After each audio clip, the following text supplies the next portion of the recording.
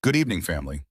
There's a question that echoes deep in our walk with God, not often shouted, but quietly whispered when we sense something is off in our hearts. That question is this: Lord, teach me about pride. Pride is one of the most dangerous spiritual conditions, not because it always shouts, but because it hides. It can dress up like confidence. It can wear the mask of strength. It can even sit in church, raise its hands in worship, and still refuse to be taught.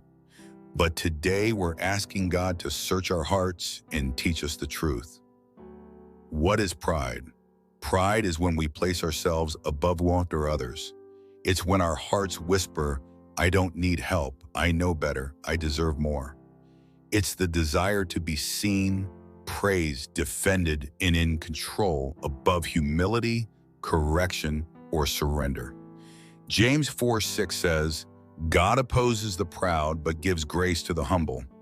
So if God opposes the proud, then we must ask, how do I know if pride is living inside me?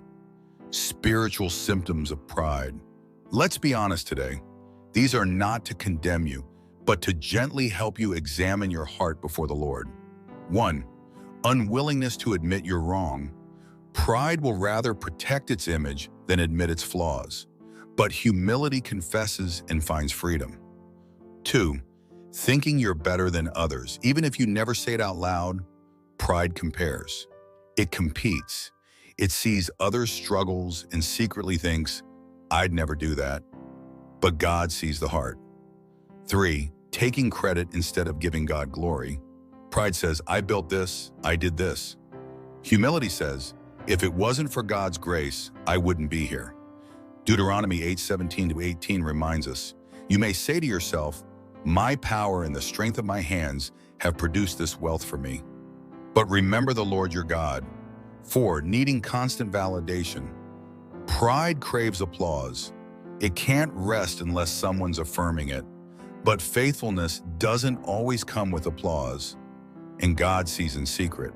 5. Refusing to ask for help. Pride hates to look weak. It says, I've got it. But the truth is we were never meant to carry everything alone. 6. Being easily offended. Pride takes everything personally. A correction becomes an attack.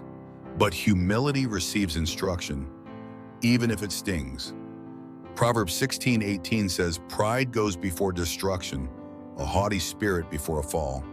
So the question becomes, how do I break free from this?